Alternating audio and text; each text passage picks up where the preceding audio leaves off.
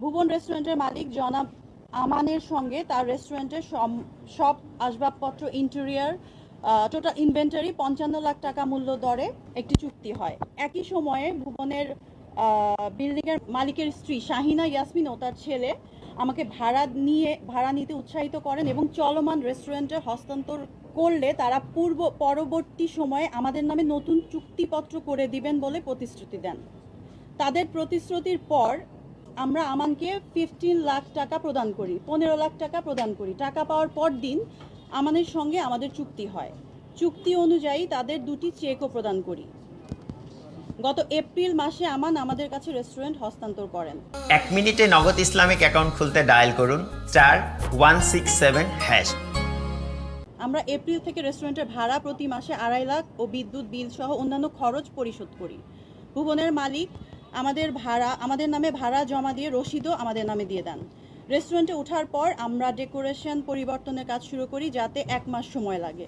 ডেকোরেশনে প্রায় 50 লাখ টাকা খরচ হয়। এ পর্যায়ে আমরা রেস্টুরেন্টে পরীক্ষামূলকভাবে স্টার্ট করি এবং ট্রেড লাইসেন্স করার জন্য আমরা ভবনের মালিক শাহিনা ইয়াসমিন ও তার পুত্র চুক্তিপত্র, ফায়ার সেফটি অনুমতির প্রয়োজনীয় কাগজপত্র দেওয়ার অনুরোধ করি। প্রিয় ভাই বোনেরা, আমরা যখন ট্রেড লাইসেন্স করতে এসব কাগজপত্র চেয়েছি, তখন হঠাৎ করেই পূর্বের রেস্টুরেন্ট মালিক আমান এবং এখনকার যে ভবন মালিক শাহিনা ইয়াসমিন, জাওয়াদ, ভবনের দায়িত্বে থাকা জয়, সাকিব সহ আমাদের হয়রানি শুরু করেন।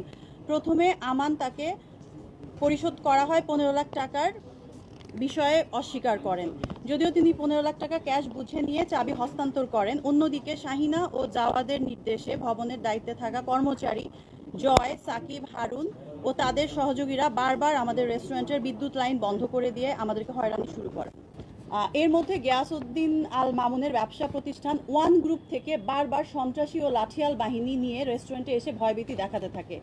গুলশানের মতো জায়গায় এমন সন্ত্রাসী কর্মকাণ্ড করছে দেখে আমি একটু ভীত হয়ে যাই এবং এরা আসলে কাদের লোক তা জানার চেষ্টা করি। তখনই আমরা প্রথম জানতে পারি শাহিনা ইসলাম বিএনপি নেতা গিয়াসউদ্দিন আল মামুনের স্ত্রী এবং এই ভবনের মালিক গিয়াসউদ্দিন আল মামুন নিজেই। এটা আমরা আগে জানতাম না। আমরা জানি একজন মহিলা এটা চালাচ্ছেন এবং তার আন্ডারে জয়, সাকিব, এরা এজিএম জিএম হিসেবে ওরা কাজ করছে। তো উনি যখন ফোনে কথা বলতেন আমার ছেলের মতো, আমার কর্মচারী বাট আমার ছেলের মতো, ওদের সাথে কথা বললেই হবে, টাকা নিয়ে রিসিট দিলেই হবে। এমন পরিস্থিতিতে বিপদের আশঙ্কা দেখে ট্রেড লাইসেন্সের বিষয়ে করণীয় কি সে পরামর্শ করতে আমরা সিটি কর্পোরেশনে যাই এবং জানতে পারি যে উক্ত বিল্ডিংয়ের কোনো রকম বাণিজ্যিক কার্যক্রমের অনুমতি নেই। এই জন্য গত ফেব্রুয়ারি মাসে বেইলি রোডে রেস্টুরেন্টে আগুন লাগার পর এই বিল্ডিংয়ের সিলগালা করে দেওয়া হয়। পরে শাহিনা বেগম 3 মাসের মধ্যে বাণিজ্যিক কার্যক্রম সরিয়ে ফেলা লিখিত প্রতিশ্রুতি দিয়ে বিল্ডিং খোলেন। এই ঘটনার পর আমরা বুঝতে পারি যে আমান, শাহিনা ও জাওয়াদ মিলে আমাদের সঙ্গে এক ভয়াবহ প্রতারণা করেছেন। তারা অবৈধ রেস্টুরেন্ট বাঁচাতে না পারার ভয়ে বিক্রি করে টাকা তুলে নেওয়ার ফাঁদ পাতেন। সেই ফাঁদে আমাদের ফেলা হয়েছে। বাণিজ্যিক কোনো অনুমতি না থাকার পরও মাত্র 3 মাসের লিখিত প্রতিশ্রুতি দিয়ে এসে আমাদের প্রায় 80 লাখ টাকা বিনিয়োগ করিয়েছেন এবং তারা আমাদের থেকে ভাড়াও নিচ্ছেন। তারা ধারণা করেছিল আমরা বৈধ কোনো কাগজপত্র চাইব না। সিলগালা হওয়া ভবনটি এখনও আগের মতোই সব বাণিজ্যিক কার্যক্রম অব্যাহত রেখেছে। এর মধ্যে পার্কিংয়ের স্থানে ল্যাভেন্ডার, বাসমতি নামের 2টো বাণিজ্যিক শপ সহ 3টি বাণিজ্যিক প্রতিষ্ঠান চলছে। প্রথম তলায় থাই সিগনেচার নামে রেস্টুরেন্ট, দ্বিতীয় তলায় হালদা ভ্যালি নামে রেস্টুরেন্ট ও চতুর্থ তলায় স্পা সেলুন চলছে। যেহেতু আমরা ভবনের বৈধ কাগজপত্র দাবি করেছি, সে কারণে তারা আমাদের এখান থেকে উচ্ছেদের চেষ্টা শুরু করে। বিভিন্ন মাধ্যমে তারা আমাদের হুমকি দিতে থাকে যে এই ভবনে তোমরা ব্যবসা করতে পারবে না এবং তোমাদেরকে ব্যবসা করতে দেওয়া হবে না। সর্বশেষ গত 22 জুন রাতে 11টায় আমরা রেস্টুরেন্ট বন্ধ করে বেরিয়ে যাই। 23 তারিখ সকালে রেস্টুরেন্টের কর্মচারী গেলে নিরাপত্তা কর্মী সহ অন্যরা তাদের ঢুকতে বাধা দেয়। কেন ঢোকা যাবে না কোনো উত্তর দিতে পারেনি। খবর পেয়ে দুপুর 12:30টায় আমার অপারেশন পার্টনার মির্জা বাশার সেখানে গেলে হঠাৎ করে 15-20 জনের সন্ত্রাসী দল তার উপর আক্রমণ করে। সেখানে বাশারকে একা পেয়ে বেদম মারধর ও হত্যা চেষ্টা করা হয়, যার সিসিটিভি ফুটেজ থানায় দেয়া আছে। আমি বিষয়টি জানতে পেরে তৎক্ষণাৎ থানায় অবহিত করি এবং সেখানে পুলিশ ও আমি একাই পৌঁছাই। পুলিশের উপস্থিতিতে আমরা রেস্টুরেন্টে ঢুকতে গেলে দেখতে পাই সেখানে নতুন তালা লাগানো হয়েছে। কাঁচের দরজা থাকায় দেখা যায় ভেতর থেকে সব মালামাল লুট করে এবং ভাঙচুর করা। এমন পরিস্থিতিতে আমরা গুলশান থানায় মামলা দায়ের করতে গেলে তখন আমার যে অপারেশন পার্টনার, ওনার নাক দিয়ে প্রচণ্ড ব্লিডিং হচ্ছিল এবং চোখ সব ফোলা দেখে ওইখানকার কর্তব্যরত অফিসার বলেন আগে ওনাকে হসপিটালে নিয়ে যান, দেন এসে মামলা করেন। ওনার খুব বাজে অবস্থা ছিল। আমি দ্রুত আমার ম্যানেজারও ছিল, ওনাকে নিয়ে কুর্মিটোলা হসপিটালে ভর্তি করানো হয়। তখন সেখানে তার চিকিৎসা চলতে থাকে। সন্ধ্যার পর মামলা করার জন্য গেলে আমরা জানতে পারি এই ভবনের এজিএম সাকিব আমাদের বিরুদ্ধে উল্টো মামলা করতে এজাহার দিয়েছে। মূলত তারা আমাদের রেস্টুরেন্ট দখল করে, আমাদের মালামাল লুট করে, আমাদের লোকজনকে মারধর করে। আমরা মামলা করব জানতে পেরে তারা আগেই মামলার এজাহার জমা দেয়। সেখানে আমাকে আসামি করা হয়, ব্যারেজ আমি পুলিশ কল দিয়ে পুলিশের সঙ্গে বিল্ডিংয়ে ঢুকি।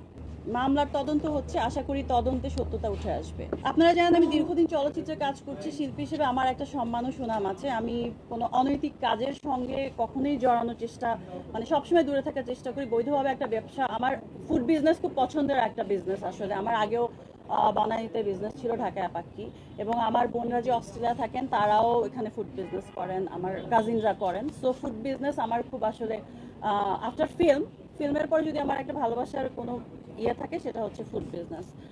এই উদ্দেশ্যেই আসলে ওনার সঙ্গে আমার ওইভাবে কথা বলা, এবং আমি কিন্তু অনেক পরে জানতে পারি যে এটা গিয়াসউদ্দিন আল মামুনের স্ত্রী।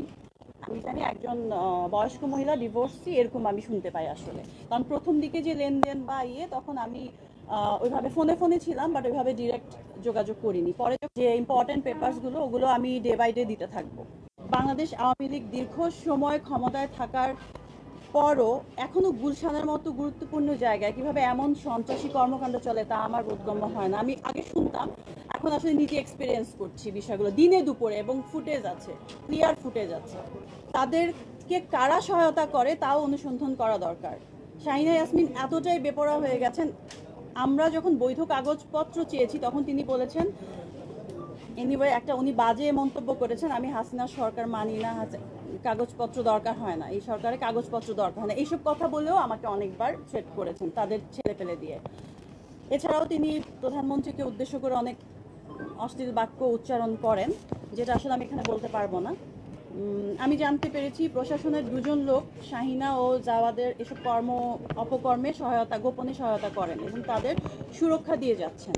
আমি এখনো প্রমাণ হাতে না পাওয়ায় নাম বলতে পারছি না। যথাযথ প্রমাণ পেলে অবশ্যই আপনাদের সঙ্গে। তো যেটা ফ্যাক্ট আসলে সেটা সকলের সামনে আসা উচিত। যেমন আমি কিন্তু এই যে আজকে আমি আপনাদের সবার সামনে এটা আমি এইভাবে করতে চাইনি, আমি সুন্দর করে উদ্বোধন করতে চেয়েছি এবং বলতে চেয়েছি, এবং ওই বিল্ডিংয়ের মালিককে এবং কে এটার সঙ্গে জড়িত ওইটা নিয়ে আসলে আমার কোনো মাথা ব্যথা ছিল না। যখন আমি এইভাবে সাফারার এবং প্রতারিত এবং আমার টাকা পয়সা নিয়ে নেওয়ার পরে তারপরে বলছি যে না, এখানে বিজনেস করা যাবে না, এটা তো মগের মুল্লুক না আসলে, 2-2.5 মাস 3 মাসের মধ্যে, এবং আমার অনেক টাকা ইনভেস্টেড এখানে। তো তারপরে আমি বাধ্য, এবং তারপরেও ওনারা বলেছেন যে থানায় বসে সমঝোতা করবেন। থানার যে যারা আছেন ওনারা 2-3 বার আমাদের ডেকেছেন, এবং আমি কিন্তু গেছি, আমার টিমের মানুষজন নিয়ে গেছি। তারা কোনোভাবেই আসলে কোনো একটা কথায় স্থির থাকছেন না। এরকম করে মানুষকে হয়রানি এবং এভাবে প্রতারিত করা আসলে আমি এক্সপেক্ট করতে পারিনি যে একজন বয়স্ক মহিলা থেকে আমি এইভাবে প্রতারিত হব। এই জন্য আমি এই জিনিসটা নিয়ে এতদিন চুপ ছিলাম। আমি ভেবেছি উনি হয়তো বা ওনার ভুল বুঝতে পারবে, ওনার যে ক্ষমতার যে ইয়েটা দেখাবে না, বাজে ব্যবহারটা উনি করবে না। আমি রেস্টুরেন্টটা নেয়ার আরও অনেকদিন পরে জানতে পারি এই বিষয়গুলো আসলে।